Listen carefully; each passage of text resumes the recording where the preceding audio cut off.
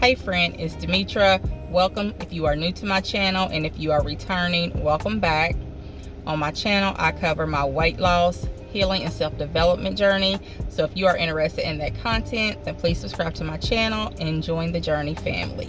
So I'm sitting in my car, outside of my house actually, and that is a form of self-care.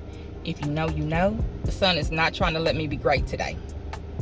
The purpose of today's video is to discuss why I started my healing journey. It's too much trauma to cover in one video, but the reason that I started it in a nutshell is that I was just existing and I wasn't living, and I had started neglecting myself in so many ways. And my family, meaning my son and my husband, would do things. They would go to the pool, they would go to the park, they would go to the movies, or just different activities, and I wasn't participating. I just would sit home on the couch, and that was where I found solace in food and TV and social media, scrolling on Facebook, just to escape from my reality. And I continued to suppress a lot of the trauma over the years, and you can only suppress things for so long before it comes to a head and starts boiling out, and it will show up in so many ways.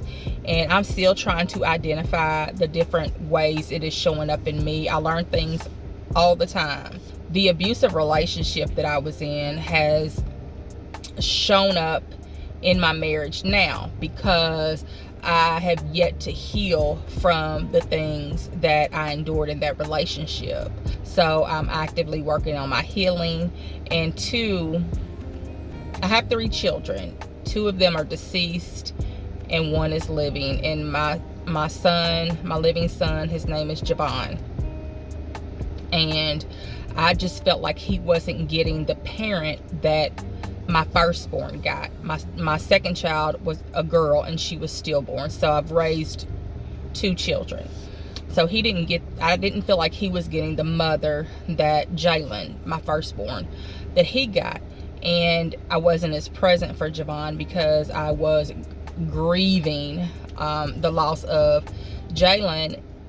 And I wanted to learn how to be able to do that and function in life and give Javon the mother that he deserved at the same time. With that being said, that is why I started my healing journey years ago. And I know that I've made some progress, but I'm nowhere where I want or need to be. As I was editing my last video where I talked about my healing journey and my therapy session, one thing that I made mention of that I wanted to dive in just a little deeper about, just had a revelation that I had been abused and didn't even know that I was being abused. The majority of it was not physical, it was mental, it was emotional, it was financial. I didn't even know that was a thing. So as I'm learning more about healing and what I need to heal, first I have to give it a name. And once I journaled and talked about all the things I had been through,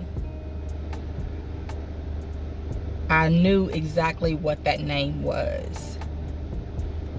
And that was a hard pill to swallow. It still is. Like, I'm still processing it as it was revealed to me. And when I say revealed, I mean like some reflecting and some inner work. Like, nobody came to me, a particular person. No one came to me and said, you know, you were abused. No, I lived it. I know I was abused. I used to say it was a toxic relationship and we had an unhealthy relationship. But as I continue to reflect on the relationship, that's not what it was. I mean, sure, in today's world, this relationship was 20-something years, almost 20 years ago. So yeah, I'm sure you could call it toxic. Abuse is toxic, ain't it? You could call it unhealthy. Abuse is unhealthy. But it was certainly abuse. So now that I know what it was, now I need to heal from it so that it doesn't continue to show up in my life in other ways. It manifests itself in so many ways, in other relationships, in my insecurities, in my unhealthy relationship with food. It most definitely does. And that's only one piece of trauma that my life has dealt me. We talked about it in my therapy session, and my therapist wants me to write a letter to my first husband. And I've done that before. I've done it a few times. So I have to get my thoughts together about how to do it again. I actually have an unfinished letter that I started writing a few months ago. So the first letter I wrote to him, what I said to him in that letter was that I forgive him for everything that he put me through. I didn't go into detail about it. I was just basically like, you know, I forgive you because forgiveness is for me, which is true, by the way. And I made a choice to forgive him because I was told that forgiveness is not a feeling, it's a choice, which I believe, by the way.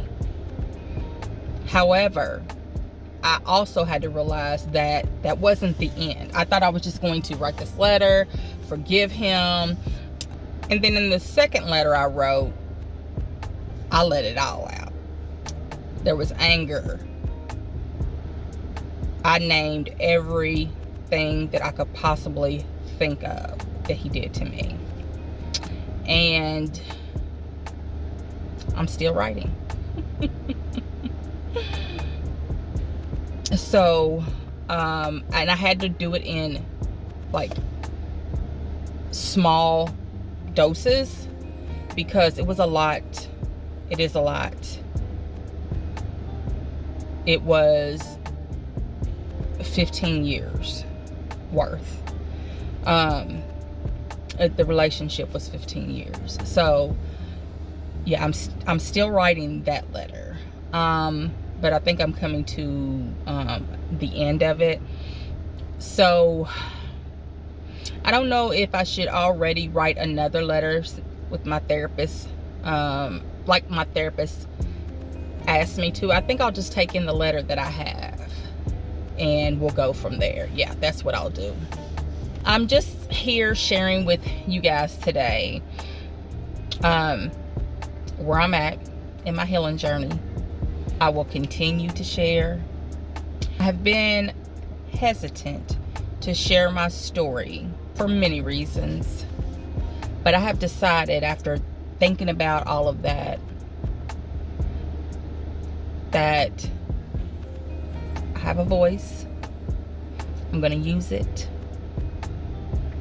It's my story to tell. Nobody lived it but me. So friend, I guess the takeaway that I want you all to have from this video is to do whatever you need to do for your healing. Do not let anyone else dictate how you heal. Do not be afraid to stand in your truth, because I'm going to stand in mine. For more videos like this, please subscribe to my channel, comment, like, and share this video. And until next time, you know, bye friend.